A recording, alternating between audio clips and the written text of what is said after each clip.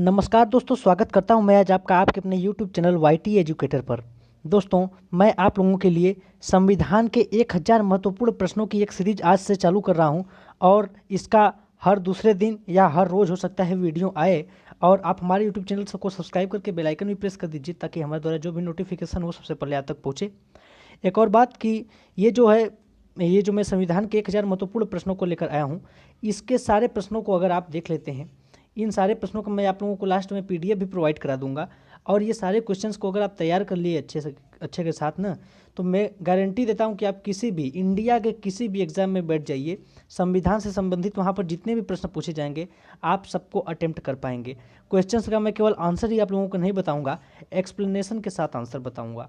तो वीडियो को लास्ट तक देखिएगा। और हाँ देखिए, SSC का कोई भी एग्ज़ाम हो, रेलवे का कोई एग्ज़ाम हो, UP SSC हो या कोई भी एग्ज़ाम, UK SSC, MP का जो भी SSC का एग्ज़ाम होता है, यानी इंडिया का कोई भी एग्ज़ाम जिसमें भी संविधान से संबंधित प्रश्न आता है, वे वीडियो उनके लिए महत्वपूर्ण है, उन लोगों के साथ आप शेयर कर सकते हैं। एक और बात, अगर आप स्टेट PSC या फिर UPSC की भी तैयारी कर रहे हैं तो वहाँ पर भी आप इन सारे क्वेश्चंस को देख सकते हैं। और मैं इस वीडियो में शुरू में आपको भले आसान क्वेश्चन मिले, लेकिन जैसे जैसे आप वीडियो में आगे जाएंगे आपको क्वेश्चन का लेवल जो है वो हाई होता हुआ दिखाई देगा।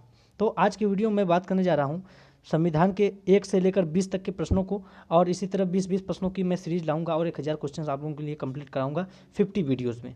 ओके, पर डे वीडियो आएगा, यानी 1.5 महीने के आसपास तक ये कोर्स हमारा जो है ये भारत के संविधान का ये खत्म हो जाएगा 1000 प्रश्नों का। और इन 1000 प्रश्नों से आप किसी भी परीक्षा में बैठ जाइए, आप पूरा नंबर लाएंगे, मुझे उम्मीद है। चलिए इस वीडियो को स्टार्ट करते हैं। तो यहाँ पर पहला क्वेश्चन हम लोग देख रहे हैं दोस्तों, लिखा है कि भारत की संविधान सभा का गठन किस योजना के आधार पर हुआ। तो भारत की संविधान सभा का गठन जो हुआ था, ये हुआ था कैबिनेट मिशन योजना के आधार पर। 1946 की ये योजना थी और इसमें ब्रिटेन ने एक सदस्यीय गठन किया था, 3 सदस्यों का, और उन्हें ही भारत भेजा गया था। आगे क्वेश्चन में अगर हम बात करें तो भारत संविधान सभा का प्रथम अधिवेशन कब प्रारंभ हुआ। तो संविधान सभा का प्रथम जो अधिवेशन था वह प्रारंभ हुआ 9 दिसंबर 1946 ईस्वी को। 1946 को हुआ था। डेट को लेकर कन्फ्यूजन रहता है तो आप अच्छे से तैयार कर लीजिए कि 9 दिसंबर को, ठीक है। और तीसरे प्रश्न की बात की जाए यहाँ पर, तो तीसरा प्रश्न हमारा है कि संविधान निर्मात्री सभा में उद्देश्य प्रस्ताव किसके द्वारा प्रस्तुत किया गया। तो ये जो उद्देश्य प्रस्ताव है ये भारत के प्रथम प्रधानमंत्री पंडित जवाहरलाल नेहरू द्वारा ही प्रस्तावित किया गया था। तो इसका जो आंसर ए है ये सही हो जाए। तो अब हम बात करें चौथे प्रश्न की, तो चौथे प्रश्न में पूछ रहा है संविधान सभा में उद्देश्य प्रस्ताव प्रस्तुत किया गया, कब प्रस्तुत किया गया। तो संविधान सभा में जो उद्देश्य प्रस्ताव था वो अभी हमने आप लोगों को बताया था कि पंडित जवाहरलाल नेहरू ने प्रस्तावित किया था और 13 दिसंबर 1946 को किया, यानी 9 दिसंबर को तो पहली बैठक हुई और उसके 4 दिनों बाद ही वहाँ पर उद्देश्य प्रस्ताव को प्रस्तुत किया गया। आगे पांचवा प्रश्न आता है कि संविधान निर्मात्री सभा के परामर्शदाता कौन थे। तो संविधान निर्मात्री सभा के जो परामर्शदाता थे वो थे BN राव जी, ठीक। तो BN राव साहब ही थे संविधान निर्मात्री सभा के परामर्शदाता। छठवें प्रश्न की बात की जाए तो छठवें प्रश्न में पूछा है प्रारूप समिति के अध्यक्ष चुने गए। प्रारूप समिति के अध्यक्ष कौन चुने गए। तो इसका जो आंसर डी है, डॉक्टर BR अम्बेडकर साहब वही चुने गए थे प्रारूप समिति के अध्यक्ष। अब अगर हम बात करें सातवें प्रश्न की, तो सातवें प्रश्न में हमसे पूछा गया है कि संविधान पारित किया गया या कब घोषित किया गया, ठीक। यहाँ थोड़ा टाइपिंग मिस्टेक है, तो संविधान पारित या कब घोषित किया गया, तो उसी के बारे में हम बात करेंगे अगले क्वेश्चन में। तो यहाँ है संविधान कब पारित किया गया या घोषित किया गया। तो 26 नवंबर सन 1949 ईस्वी को संविधान पारित किया गया, ठीक। और जब इसको पारित कर दिया गया 26 नवंबर 1950 ईस्वी को, 1949 ईस्वी को 26 नवंबर में, तो उसके ही अगले साल यानी 26 नवंबर 1950 को ही हमारा देश गणतंत्र हो जाता है, गणतंत्र दिवस, इसीलिए 26 जनवरी को मनाया जाता है। आगे बात की जाए आठवें प्रश्न में, तो आठवां प्रश्न हमसे पूछा है कि संविधान सभा में शक्ति के केंद्र बिंदु कौन थे। तो संविधान सभा में जो हमारे शक्ति के केंद्र बिंदु थे वह हमारे देश के प्रथम प्रधानमंत्री और प्रथम उप प्रधानमंत्री थे। हमारे प्रथम प्रधानमंत्री थे पंडित जवाहरलाल नेहरू और प्रथम उप प्रधानमंत्री सरदार वल्लभ भाई पटेल जी थे, और यही दोनों लोग थे उस समय संविधान के शक्ति के केंद्र बिंदु। उम्मीद करता हूँ कि वीडियो आपको अच्छा लग रहा होगा। आइए आगे देखते हैं अगला प्रश्न हमसे क्या पूछा है। अगले प्रश्न में पूछा है कि संविधान सभा की कार्यप्रणाली की विशेषता थी। संविधान सभा की कार्यप्रणाली की क्या विशेषता थी। तो दोस्तों संविधान जो हमारा था वह समझौते और समन्वय पर स्थापित था ना, मतलब समझौते और समन्वय की भावना को ही लेकर यही इसका व्यवस्था था कि इसी कार्य पर ही आगे मतलब संविधान को बनाया जाएगा, है ना।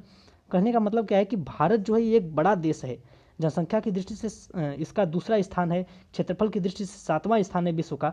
यानी इतने बड़े जब ये राज्य है हमारा भारत, तो इतने बड़े राज्य को संभालने के लिए जो मतलब जहाँ पर अनेक जाति के लोग रहते हैं, अनेक धर्म के लोग रहते हैं, अनेक भाषाओं के लोग रहते हैं, तो इन सभी लोगों के बीच समन्वय स्थापित करना ही महत्वपूर्ण कार्य है। तो उस समन्वय को स्थापित करने के लिए और समझौते को, दोनों की भावना जिसके जब रहेगी तभी न किसी भी संविधान का निर्माण किया जाएगा। इसीलिए जो भारत का संविधान बनाया गया जब, तो संविधान सभा की कार्यप्रणाली किस आधार पर रखी गई, तो समझौते और समन्वय की भावना के आधार पर रखी गई। ठीक, आगे अब हम बात करें दोस्तों, तो 10वां है कि संविधान सभा में किस मुद्दे ने सबसे अधिक कठिनाइयां प्रस्तुत की। अब देखिए संविधान सभाओं में भी कई मुद्दे उठते रहे और उसमें भी कई चीज़ों को जब कठिनाइयां भी सामने आई और उसको हल भी किया गया, तो उसमें कौन सा मुद्दा था जो सबसे ज़्यादा देर तक कठिनाई का कारण बना, तो उसमें आता है हमारा राष्ट्रीय संपर्क भाषा। किस भाषा को प्राथमिकता दी जाए, किस भाषा को राष्ट्रीय संपर्क भाषा बनाया जाए, यही इसी को लेकर बहुत ज़्यादा कठिनाई का सामना करना पड़ा। बाकी जो संघ व्यवस्था थी, उपराष्ट्रपति का पद था और वयस्क मताधिकार, ये सभी जल्द ही सॉल्व हो गए थे और जो बचा था यही राष्ट्रीय संपर्क भाषा, इसी को सॉल्व करने में बहुत ज़्यादा समय लगा था। आगे बात की जाए तो 11वां प्रश्न पूछा है कि संविधान की आत्मा क्या है। संविधान की आत्मा क्या है, इस प्रश्न का उत्तर देते हुए यहाँ पर हम कह सकते हैं प्रस्तावना। अब दोस्तों हम आगे बात करेंगे 12वें प्रश्न की। तो 12वां प्रश्न में हमसे क्या पूछा है कि संविधान की उद्देशिका, संविधान की उद्देशिका की आधारशिला क्या है। संविधान की उद्देशिका की आधारशिला क्या है, तो उद्देश्य प्रस्ताव। उद्देश्य प्रस्ताव क्या है, संविधान की उद्देशिका की आधारशिला है।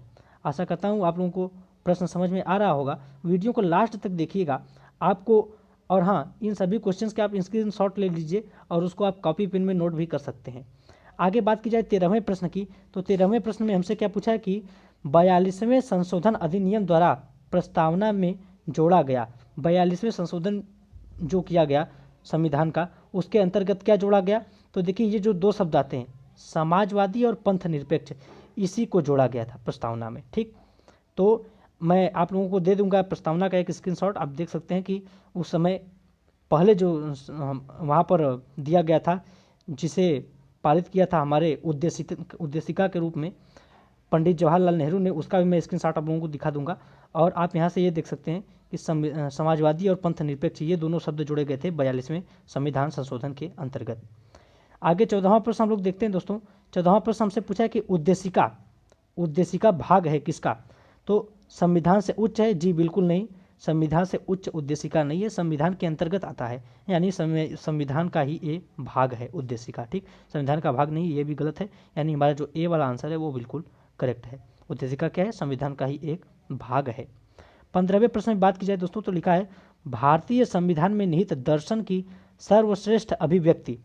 भारतीय संविधान में निहित दर्शन की सर्वश्रेष्ठ अभिव्यक्ति कहाँ होती है, तो किसमें है, राष्ट्रपति में हुई है, प्रस्तावना में हुई है, प्रधानमंत्री में हुई है, या मौलिक अधिकारों में हुई है। तो 15वें का उत्तर हम देंगे प्रस्तावना में हुई है। ठीक, यानी विकल्प बी ब जो है वो बिल्कुल सही है। 16वें प्रश्न की बात की जाए तो यहाँ पर पूछ दिया है धर्मनिरपेक्ष का मतलब क्या होता है।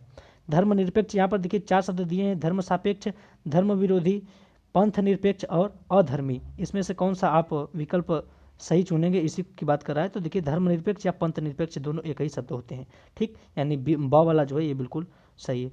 अब 17वें प्रश्न की हम बात करने जा रहे हैं। 17वां प्रश्न थोड़ा सा बड़ा है, इसे आप ध्यान से पढ़िए कि पंथ निरपेक्ष राज्य का अर्थ क्या होता है। क्या होता है पंथ निरपेक्षता, है ना, इसी का अर्थ आप लोगों से पूछा है। तो हम देखते हैं राज्य धर्म का विरोध करेगा, ये बिल्कुल गलत बात है। पंथ निरपेक्ष का मतलब ये बिल्कुल नहीं होता है। बी वाला जो हमारा इसमें आंसर है वह राज्य विभिन्न धर्मों में से किसी एक के साथ पक्षपात न करे, ये देखिए कुछ सही लग रहा है। आगे के हम विकल्पों को भी पढ़ लेते हैं। राज्य व्यक्तियों को नास्तिक होने के लिए प्रोत्साहित करता है, जी बिल्कुल गलत बात है। हमारा राज्य, हमारा देश किसी भी व्यक्ति को नास्तिक होने के लिए प्रोत्साहित नहीं करता है, यानी स वाला विकल्प गलत है। ईश्वर के अस्तित्व को नहीं मानता, ये भी बात गलत है। ठीक, यानी इस प्रकार जो हमारा बी वाला आंसर है वो बिल्कुल करेक्ट है, यानी राज्य विभिन्न धर्मों में से किसी एक के साथ पक्षपात नहीं करेगा। पंथ निरपेक्षता की यही मतलब होती है। आगे 18वां प्रश्न देखा जाए दोस्तों, तो इसमें दिया है कि भारतीय संविधान में पंथ निरपेक्षता अपनाने का कारण नहीं है। कौन सा कारण नहीं है ना पंथ निरपेक्षता के अपनाने का? तो धार्मिक अल्पसंख्यकों के हितों के रक्षा के लिए धार्मिक जो अल्पसंख्यक हैं, जैसे ईसाई, सिख या मुस्लिम, जिनकी अल्पसंख्या है किसी भी देश में, है ना, तो उस देश में उन लोगों की भी रक्षा हो, उन लोगों के हित की भी चिंता की जाए, इसके लिए किसी देश में पंथ निरपेक्षता को लागू किया जा सकता है। तो धार्मिक अल्पसंख्यकों की हितों के रक्षा के अर्थ में किया गया, ये बात बिल्कुल सही है, ये एक कारण था। राष्ट्रीय आंदोलनों के समय सांप्रदायिक राजनीति से शिक्षा लेना, ये भी इसका एक कारण है। ठीक, लोकतांत्रिक शासन प्रणाली अपनाना, ये भी है। ठीक, लोकतंत्रात्मक शासन का ही मतलब होता है पूरे जहाँ लोगों का ही एक तरीके से अधिकार हो, ना, वहाँ पर किसी एक विशेष धर्म, जाति या किसी भी एक विशेष तत्वों को संरक्षण न दिया जाए, है ना।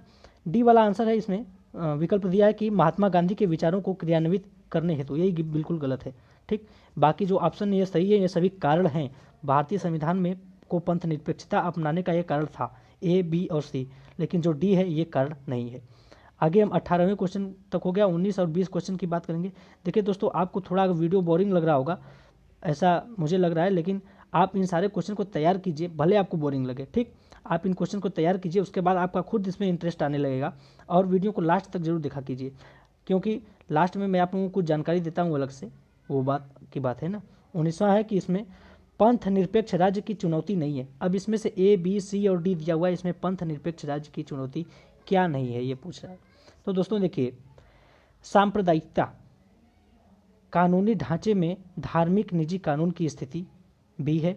सी में दिया है लोकतंत्र, और डी है हिंदू धार्मिक संस्थाओं में राज्य का बहुत अधिक हस्तक्षेप।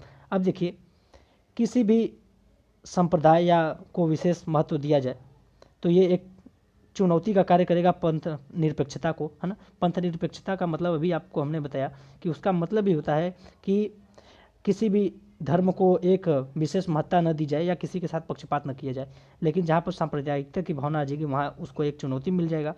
कानूनी ढांचे में भी धार्मिक निजी कानून की स्थिति, किसी कानून का, अब देखिए कानून की बात यहाँ पर आ गई है, तो धार्मिक निजी कानून की स्थिति, तो यहाँ पर भी हमारे पंथ निरपेक्षता को भी चुनौती मिल जाएगी। यहाँ पर जो सी वाला विकल्प है यही बिल्कुल सही होगा, क्योंकि लोकतंत्र। ठीक, 19 का सी आप लगा सकते हैं, और बाकी सभी विकल्प जो हैं ये इसकी चुनौती हैं। ठीक, अब 20वां और आखिरी प्रश्न देखते हैं इस वीडियो का हम। तो 20वें प्रश्न में हमसे क्या पूछा है कि पंथ निरपेक्षता से संबंधित नहीं है। पंथ निरपेक्षता से क्या संबंधित नहीं है? तो पंथ निरपेक्षता में हर व्यक्ति की पूजा और प्रचार की स्वतंत्रता शामिल है। जी, ये बिल्कुल सही है। ईश्वर के अस्तित्व को मान्यता प्रदान की जाती है, ये भी बिल्कुल सही है। धर्म के आधार पर किसी भी प्रकार के भेदभाव और पक्षपात का निषेध किया जाता है, ये भी बिल्कुल सही है ना। तो यही जो डी वाला आंसर हो जाएगा, यही हमारा विकल्प का, इस विकल्प का, क्योंकि ईश्वर के अस्तित्व को नहीं माना जाता, ये बात बिल्कुल गलत है। ईश्वर के अस्तित्व को माना जाता है पंथ निरपेक्षता के में, नहीं, यानी 20 का जो डी है यही बिल्कुल सही है। इस प्रकार हमारे ये 20 क्वेश्चन समाप्त हो जाते हैं। आशा करता हूँ वीडियो आप लोगों को पसंद आया होगा। वीडियो पसंद आया तो लाइक जरूर कीजिएगा, नए तो चैनल को सब्सक्राइब कर लीजिए और बेल आइकन भी प्रेस कर दीजिए। मिलते हैं आपसे अगले वीडियो में, तब तक के लिए धन्यवाद, नमस्कार, जय हिंद, जय भारत, वंदे मातरम, भारत माता की जय।